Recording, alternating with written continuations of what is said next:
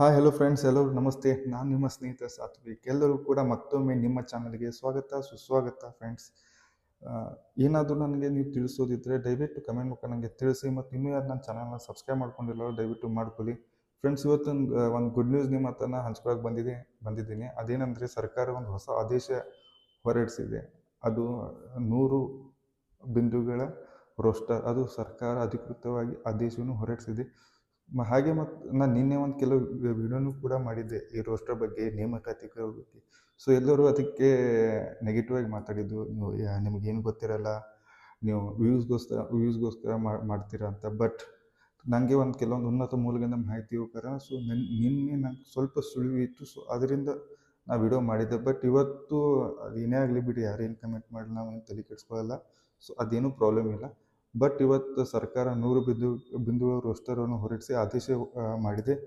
ಇನ್ನೇನಿಲ್ಲ, ಇನ್ನೊಂದು ವೀಕು ಅಥವಾ 15 ದಿನದಲ್ಲಿ ನೇಮಕಾತಿಗಳ ಪರ್ವವೇ ಸ್ಟಾರ್ಟ್ ಆಗುತ್ತಿದೆ. ಇದೆಲ್ಲ ಒಂದು ಸುಗ್ಗಿ ಹಬ್ಬನೇ ನಮ್ಮ ವಿದ್ಯಾರ್ಥಿಗಳಿಗೆ. ಸೊ ಇಷ್ಟು ದಿನ ಇನ್ನೂವರೆಗೆ ನಾವು ಎಷ್ಟು ಹೋರಾಟ ಮಾಡಿದ್ದಲ್ಲೋ ಆ ಹೋರಾಟಕ್ಕೆ ಒಂದು ಜಯ ಸಿಕ್ಕಿದೆ.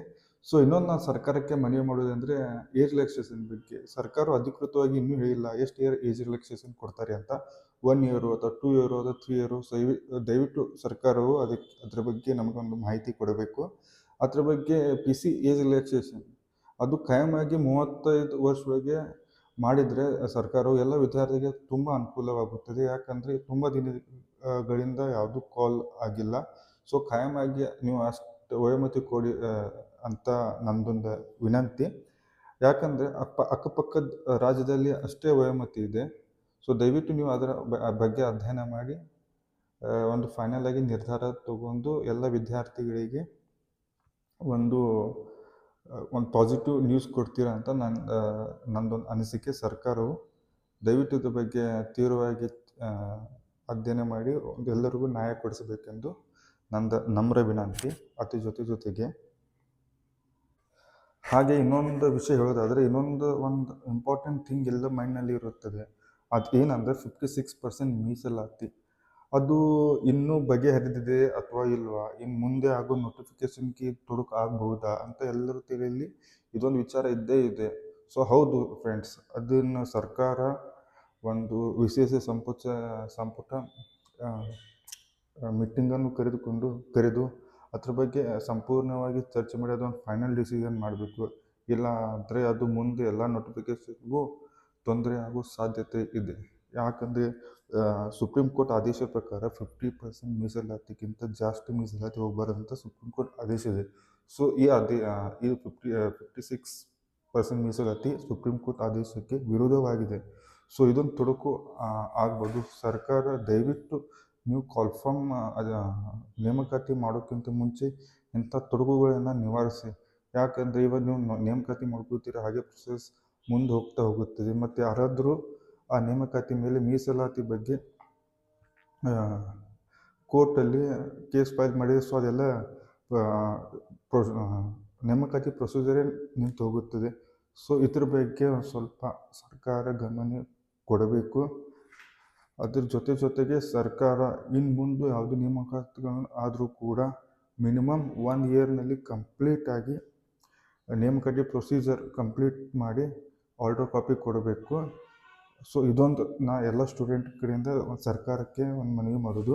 ಸೊ ದಯವಿಟ್ಟು 2 ಇಯರ್ಸ್ 3 ಇಯರ್ಸ್ ಏನು ನೀವು ನೇಮಕಾತಿ ಪ್ರೊಸೀಜರ್ ಮಾಡ್ತೀರಲ್ಲ, ಸೊ ದಯವಿಟ್ಟು ಅದೆಲ್ಲ ಕಡಿಮೆ ಮಾಡಿ ಮಿನಿಮಮ್ 1 ಇಯರ್ ಒಳಗೆ ಪ್ರೊಸೀಜರ್ ಕಂಪ್ಲೀಟ್ ಮಾಡಿ ಎಲ್ಲ ವಿದ್ಯಾರ್ಥಿಗಳಿಗೆ ಆದೇಶ ಪತ್ರವನ್ನು ಕೊಡೋ ಮುಖಾಂತರ ಅವರಿಗೆ ಹುದ್ದೆಗಳಿಗೆ ಜಾಯಿನ್ ಮಾಡ್ಕೊಳ್ಳಿ ಅಂತ ನನ್ನೊಂದು ವಿನಂತಿ. ಅದ್ರ ಜೊತೆಗೇ ಎಲ್ಲರೂ ಕೂಡ ನಿಮ್ಮ ಡಾಕ್ಯುಮೆಂಟ್ಗಳನ್ನು ಕರೆಕ್ಟಾಗಿ ಇಟ್ಕೊರಿ. ಮತ್ತು ಯಾರಾದರೂ ಅಪ್ಲಿಕೇಶನ್ ಹಾಕುವಾಗ ಏನು ಡಾಕ್ಯುಮೆಂಟ್ ಇರ್ತದಲ್ವ, ಸೊ ಅದೇ ಡಾಕ್ಯುಮೆಂಟ್ ಮುಖಾಂತರ ನಿಮಗೆ ಇಂಟರ್ವ್ಯೂನಲ್ಲಿ ಡಾಕ್ಯುಮೆಂಟ್ ವೆರಿಫಿಕೇಷನ್ಗೆ ಅದೇ ಡಾಕ್ಯುಮೆಂಟ್ ನಿಮಗೆ ಕೇಳ್ತಾರೆ. ಸೊ ದಯವಿಟ್ಟು as per SSLC marks card ಪ್ರಕಾರ ನೀವು ಅಪ್ಲಿಕೇಶನ್ ಹಾಕಿ. ಸೊ ಅಪ್ಲಿಕೇಶನ್ ಹಾಕುವಾಗ ಕೆಲವೊಂದು ಮೊಬೈಲ್ ಮುಖಾಂತರ ಅಪ್ಲಿಕೇಶನ್ ದಯವಿಟ್ಟು ಯಾರು ಹಾಕಕ್ಕೆ ಹೋಗ್ಬಿಡಿ. ಆಲ್ಮೋಸ್ಟ್ ಎಲ್ಲರೂ ಕಂಪ್ಯೂಟರ್ ಮುಖಾಂತರ ಹಾಕಿ. ಸೊ ಯಾರು ಎಕ್ಸ್ಪರ್ಟ್ ಇದ್ದಾರೆ ಅಲ್ಲೋ ಅವ್ರ ಹತ್ರ ಹೋಗಿ ಹಾಕಿ ನೀವು. ಸೊ ಏನೂ ಕುಂದುಕೊರತೆಗಳು ಆಗಲೇಬಾರ್ದು. ಎಷ್ಟೋ ದಿನಗಳಿಂದ ಆದಮೇಲೆ ನೋಟಿಫಿಕೇಷನ್ ಆಗಿ. ಸೊ ಯಾರು ಒಂದು ಸ್ವಲ್ಪ ಇದರಲ್ಲಿ ಕೂಡ ತಪ್ಪು ಮಾಡಬಾರ್ದು. ಮತ್ತು ಇವನ್ ಡಿಗ್ರಿ ಕಂಪ್ಲೀಟ್ ಫೈನಲ್ ಸರ್ಟಿಫಿಕೇಟ್ ಕೂಡ ಎಲ್ಲರೂ ತಕ್ಕೊಂಡಾಗಿ ಇಟ್ಕೊಳ್ಳಿ. ಪಾಸಿಂಗ್ ಸರ್ಟಿಫಿಕೇಟ್ ಮತ್ತು 1 to 6 ಸೆಮಿಸ್ಟರ್ ಏನು ಸರ್ಟಿಫಿಕೇಟ್ ಅದೇ ಅಲ್ವಾ, ಸೊ ಅವೆಲ್ಲವೂ ಕೂಡ ನಿಮ್ಮ ಹತ್ರ ಕಂಪಲ್ಸರಿ ಇರಲೇಬೇಕು. ಸೊ ಅವೆಲ್ಲವೂ ಕೂಡ ಸ್ಕ್ಯಾನಿಂಗ್ ಮುಖಾಂತರ ಅಪ್ಲಿಕೇಶನ್ ಹಾಕುವಾಗ ಅವೆಲ್ಲವೂ ಕೂಡ ನಿಮಗೆ ಬೇಕಾಗುತ್ತದೆ. ಸೊ ದಯವಿಟ್ಟು ಎಲ್ಲ ಡಾಕ್ಯುಮೆಂಟ್ಸನ್ನು ನೀವು ನಿಮ್ಮ ಹತ್ರ ಇಟ್ಕೊಳ್ಳಿ. ಮತ್ತೇನಾದರೂ ಎಕ್ಸ್ಟ್ರಾ ನಿಮಗೆ ನಾನು ತಿಳಿಸ್ತೀನಿ. ಧನ್ಯವಾದಗಳು.